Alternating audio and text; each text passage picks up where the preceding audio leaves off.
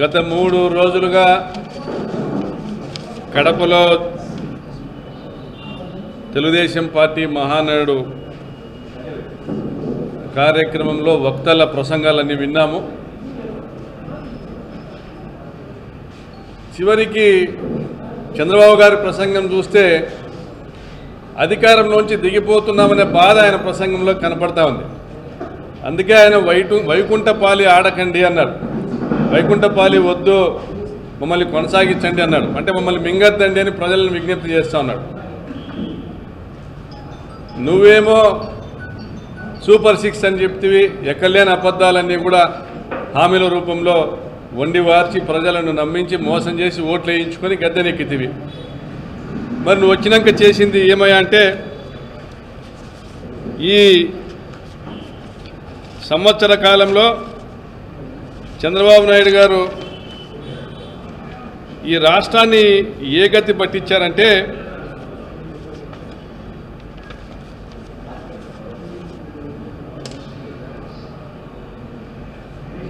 తెలుగు ప్రజల యావత్తు కూడా తాము దగాపడ్డామనేటువంటి ఒక అభిప్రాయంలో ఉన్నారు. ఎనీ పార్టీ, తెలుగుదేశం పార్టీకి సంబంధించిన వాళ్ళు కావచ్చు, జనసేనకు సంబంధించిన వాళ్ళు కావచ్చు, వివిధ రాజకీయ పార్టీలకు సంబంధించిన కార్యకర్తలు కావచ్చు, ప్రజలు కావచ్చు, మేము దగాపడ్డాము అనేటువంటి భావనలో ఉన్నారు సంపూర్ణంగా. ఎందుకంటే జగన్మోహన్ రెడ్డి గారు ముఖ్యమంత్రి అయిన తొలి సంవత్సరం నుంచే ఇచ్చిన నవరత్నాల హామీలను అమలు పరుస్తూ వచ్చారు. ప్రత్యేకించి రైతు భరోసా అనేది రెండవ సంవత్సరం నుంచి అమలు చేస్తానని చెప్పిన రైతు భరోసాను కూడా మొదటి ఏడాదికే తీసుకొచ్చి 12,500 కాకుండా 13,500 ఇచ్చి 5 సంవత్సరాల పాటు 67,500 రూపాయలు ఇచ్చాడు ప్రతి రైతు పాస్బుక్. ఆయన చెప్పిన ప్రతి ఒక్క మాటను నిలబెట్టుకుంటా 5 సంవత్సరాల పాటు సంక్షేమ పథకాలను అందజేశారు. అది చేయూత కావచ్చు, ఆసరా కావచ్చు, రైతు భరోసా కావచ్చు, నేతన్న నేస్తం కావచ్చు, పెన్షన్లు కావచ్చు. సంక్షేమ పథకాల విషయంలో జగనన్న ఇచ్చిన మాట మీద కట్టుబడి 5 సంవత్సరాల పాటు కూడా ఒక సంక్షేమ ప్రభుత్వాన్ని నడిపినారు. ప్రజలను తమ కన్న బిడ్డల వలె చూసుకున్నారు. ఇది నా బాధ్యత అన్నాడు. జగనన్నకు వచ్చిన కష్టాలు ఎవరికి రాలే. కోవిడ్ సమయంలో 78,000 కోట్ల పన్నుల రాబడి తగ్గిపోయినా, ఖజానా ఖాళీ అయినా ఇచ్చిన డేటు ప్రకారం సంక్షేమ పథకాలు అందించడమే కాకుండా ప్రతి ఇంటికి కూడా ఆశా వర్కర్లు పంపినారు, వాలంటీర్లను పంపినారు, ఇంటింటికి మెడిసిన్స్ అందుబాటులోకి తీసుకొని వచ్చినారు, ప్రతి కుటుంబానికి బియ్యం ఇచ్చారు, ప్రతి నెల 1,000 రూపాయల డబ్బులు ఇచ్చినారు. గ్రామ స్థాయిలో, మండల స్థాయిలో, జిల్లా స్థాయిలో ప్రత్యేక కోవిడ్ ఆసుపత్రులను ఏర్పాటు చేశారు, క్వారంటైన్లు ఏర్పాటు చేశారు. నరేంద్ర మోడీ గారు సైతం మెచ్చుకునేటువంటి విధంగా కోవిడ్ సమయంలో ఈ రాష్ట్రాన్ని కాపాడుకుంటూ వచ్చారు. దేశానికే ఆదర్శమయ్యారు. మరి అభివృద్ధి చేయలేదంటే, అభివృద్ధిలో కూడా హార్బర్లు నిర్మించారు, పోర్టుల నిర్మాణం చేపట్టారు, మెడికల్ కాలేజీల నిర్మాణం చేపట్టారు, పోలవరం గేట్లు బిగించి పోలవరానికి రూపును తీసుకొచ్చారు, వెలుగొండను దాదాపు పూర్తి చేశారు. గండికోట నుండి చిత్తూరు జిల్లాకు నీరిచ్చేదానికి గాలేరు నగరి ద్వారా హంద్రీనివాకు లింక్ చేసేటువంటి ప్రాజెక్టును ప్రారంభించి 2,000 కోట్ల రూపాయలు ఖర్చు పెట్టారు. అనేక అభివృద్ధి కార్యక్రమాలు, సచివాలయాలు, ఆర్బీకేలు, వెల్నెస్ సెంటర్లు, అనేక అభివృద్ధి కార్యక్రమాలు చేశారు. చెప్పుకోవడానికి 100 ఉన్నాయని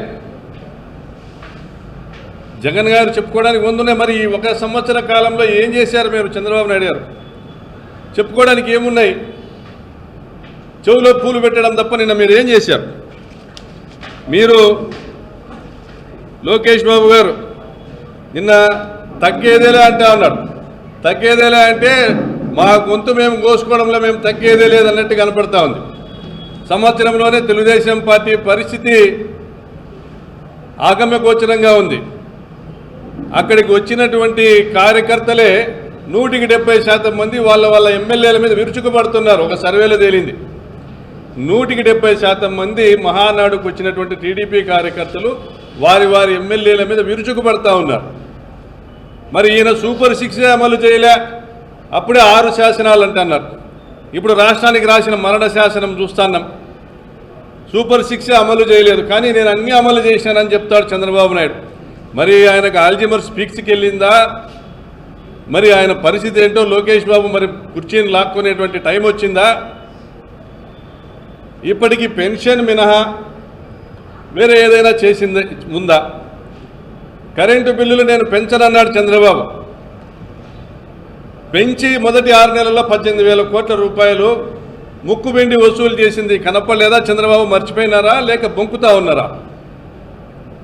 డిఎస్సి పూర్తి చేశామంటారు, తొలి సంతకం మాత్రం చేశావు, నీ సంతకాన్ని విలువ లేదు. ఆ నోటిఫికేషన్ ఉందో ఊడిందో ఈరోజు కూడా నిరుద్యోగులు మోసం చేశాడంటున్నారు. ఉద్యోగుల్ని ఊరించావు, ఉడికిస్తా ఉన్నావు. నిరుద్యోగులంతా ఈరోజు నీ మీద కారాలు మిరియాలు నూరుతా ఉన్నారు. చంద్రబాబు నాయుడు గారు ప్రచార పటోటాలతో, ఆర్భాటాలతో, వికృత చేష్టలతో, వికటహాసాలతో వైఎస్ఆర్ కాంగ్రెస్ పార్టీ కార్యాలయాలను కూల్చివేతలతో మొదలుపెట్టావు నీ ప్రభుత్వం. మరి ఈరోజు మీ ఔరంగజేబు పరిపాలన మెడికల్ కాలేజు అమ్మకాలతో, సచివాలయ ఆర్బీకే వ్యవస్థల రద్దుతో, వాలంటీర్ల వ్యవస్థల రద్దుతో, వెనుకబడిన ప్రాంతాల తాగు సాగునీటి ప్రాజెక్టుల రద్దుతో, మహిళా సాధికార వ్యవస్థను నిర్వీర్యం చేయడంతో, విద్యార్థుల భవిష్యత్తును చిదిమేస్తూ, ఉన్న ఉద్యోగాలు రద్దు చేస్తూ, నిరుద్యోగులను మోసం చేస్తూ, మీరు వ్యవస్థలన్నింటినీ నాశనం చేసి ఈ రాష్ట్రంలో వ్యవస్థలన్నిటి కనపడటంలే. లా అండ్ ఆర్డర్ అనేటువంటి పదానికి అర్థమే తెలియని పరిస్థితుల్లో ప్రజల్ని నెట్టి పోలీసులు మీ గోర్ఖాలుగా వాడుకొని ఈరోజు ఒక అరాచక రాజ్యాన్ని, మీ రౌడీ రాజ్యాంగాన్ని ఏర్పాటు చేసి ఒక గూండా రాజ్యాన్ని ఏర్పాటు చేశారు రాష్ట్రంలో. పథకాలు అడిగితే గొంతు కోస్తారేమో, గొంతెత్తితే గొంతు కోస్తారేమో అనేటువంటి ఒక భయాన్ని కల్పించారు ఈరోజు రాష్ట్రంలో. వైఎస్ఆర్ కాంగ్రెస్ పార్టీ నాయకులను జైళ్లకు పంపి దాన్ని గొప్పలుగా చెప్పుకుంటా ఉన్నారు మహానాడులో. ఒక ఆయన ఎక్కడ పోయాడో తెలియదంటే, ఇంకొక ఆయన జైల్లో ఉన్నాడంటే, ఇంకొకరికి ఏమైందో తెలుసు కదా అంటున్నాడు. రెడ్ బుక్ గురించి గొప్పగా చెప్పుకుంటా ఉన్నాడు. మరి మీకు అధికారం ఇచ్చింది ఇందుకేనా అని ప్రజలు చర్చించుకుంటా ఉన్నారు.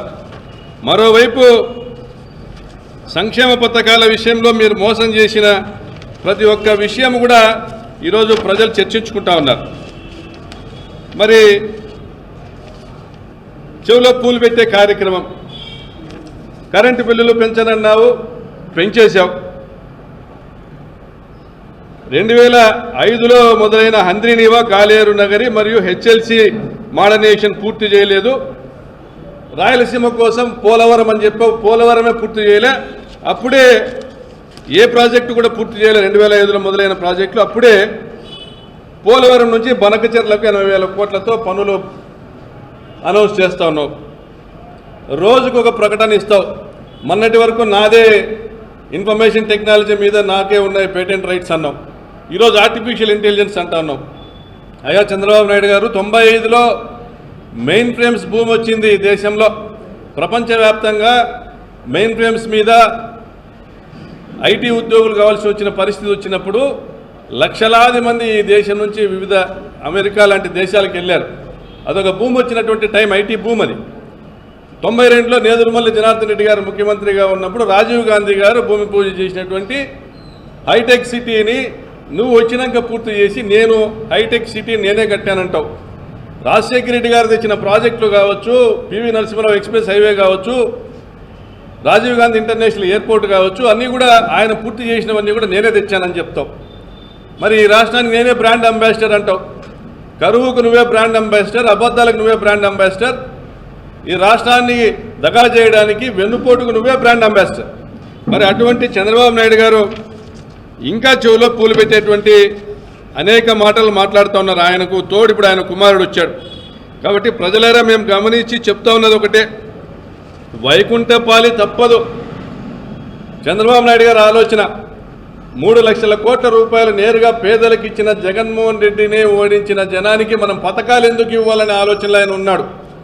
అందుకే 2 లక్షల కోట్ల రూపాయలని తాము పెట్టుబడులు పెట్టినా, తాము భూములు కొనుక్కున్నటువంటి అమరావతి ప్రాంతంలో పెట్టుబడులు పెట్టడానికి రాష్ట్ర సంపాదన అంతా తీసుకొని అక్కడ పెట్టుబడులు పెట్టే కార్యక్రమం చేస్తూ ఉన్నాడు. 5-6 కంపెనీలకు 1,00,000 కోట్ల రూపాయల పనులు ఇచ్చాడు. వారి ద్వారా సగం డబ్బులను ఆయన దొబ్బేటువంటి కార్యక్రమం చేస్తూ ఉన్నాడు. మరి నిధులు భారించేటువంటి తపన ఉంది చంద్రబాబు నాయుడు గారు, కానీ నీరు భారించేటువంటి తపన లేదు. అందుకే రాయలసీమకు కానీ గ్రేటర్ రాయలసీమకు కానీ ఎక్కడ కూడా తాగునీటి సాగునీటి ప్రాజెక్టులకు నిధులు కేటాయించినటువంటి పరిస్థితి లేదు. ఈ ప్రాంతంలో శాశ్వత పరిష్కారం చేయాలా సాగునీటి సమస్యని రాజశేఖర రెడ్డి గారు ఆయన తలపెట్టి మొదలుపెట్టి దాదాపుగా పూర్తి చేయవస్తున్నటువంటి ప్రాజెక్టులని ఏవి కూడా ఈయన ప్రాధాన్యత క్రమంలో తీసుకోవట్లేదు. జగన్మోహన్ రెడ్డి గారు చిత్తూరు జిల్లాకి 20 టీఎంసీల నీళ్లు తీసుకొచ్చే విధంగా గండికోట నుంచి గాలేరు నగర్ ద్వారా ఒక స్కీమ్ను తీసుకొచ్చి సగం పనులు పూర్తి చేస్తే ఆ ప్రాజెక్టును రద్దుపరిచాడు. మరియు జగన్మోహన్ రెడ్డి గారు హంద్రీనీవా మొదటి దశను 6300 క్యూసెక్కులకు వెడల్పు చేసి 23 టీఎంసీలు అదనంగా తీసుకొచ్చేటువంటి పనులు ప్రారంభిస్తే ఆ ప్రాజెక్టును రద్దుపరిచి దాదాపుగా 43 టీఎంసీలు నష్టం చేశాడు రాయలసీమ ప్రాంతానికి. మరి ఇటువంటి చంద్రబాబు నాయుడు గారు ఈరోజు కడపకు వచ్చి నేను రాయలసీమ బిడ్డనా రాజశేఖర రెడ్డి రాయలసీమ బిడ్డనా అంటాడు. అయ్యా నువ్వు రాయలసీమ బిడ్డవు కాదు, రాయలసీమ ద్రోహివి. నువ్వు రాయలసీమ ద్రోహివి చంద్రబాబు. రాయలసీమ బిడ్డ అంటే రాజశేఖర రెడ్డి, రాయలసీమ అంటే రాజశేఖర రెడ్డి అడ్డా. ఈ రాయలసీమకు మేలు చేసినా రాయలసీమకు సాగునీరు తెచ్చినా ఈ ప్రాంత పిల్లలు వివిధ దేశాల్లో ఈరోజు ఐటీ ఉద్యోగులుగా స్థిరపడిన ఫీజు రియంబర్స్మెంట్ తీసుకొచ్చిన లక్షలాది ప్రాణాలు కాపాడిన ఒక రాజశేఖర రెడ్డి గారికే దక్కుతుంది ఆ ఖ్యాతి. రాయలసీమ బిడ్డ అంటే డాక్టర్ వైఎస్ రాజశేఖర రెడ్డి. ఇచ్చిన మాట నిలబెట్టుకోవడం అంటే వైఎస్ జగన్మోహన్ రెడ్డి గారికే సొంతం. మీలాగా ప్రజల్ని వంచిన ప్రజల్ని మళ్ళీ మోసం చేసేదానికి మళ్ళీ అబద్ధాలు చెప్పేటువంటి నాటకాలు ఇంతవరకు ఎవరు కూడా చేయలేదు ఈ రాయలసీమలో పుట్టినటువంటి నేతలు, మీరు మినహా.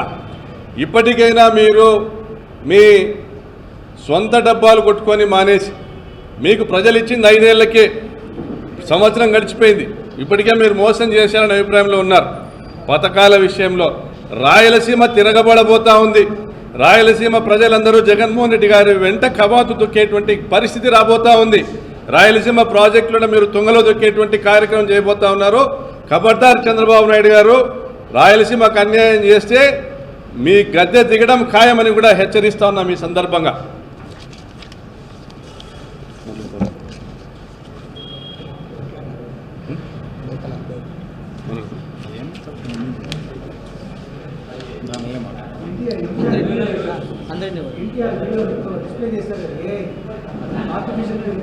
ఆ కర్మ తెలుగుదేశం పార్టీకి పట్టిన కర్మ. ఎన్టీఆర్ కుటుంబ సభ్యులు ఎవ్వరూ ఎందుకు రాలేదు? పోని వారిని వేదికనెక్కనీయలేదా? రామారావు గారిని కొట్టి తరిమేసేట్టు తరిమేశారా? లేదా వారు నారావారి కుటుంబాన్ని వేలేశారా? మరి బాలకృష్ణ కూడా రాకపోవడానికి కారణం ఏంది?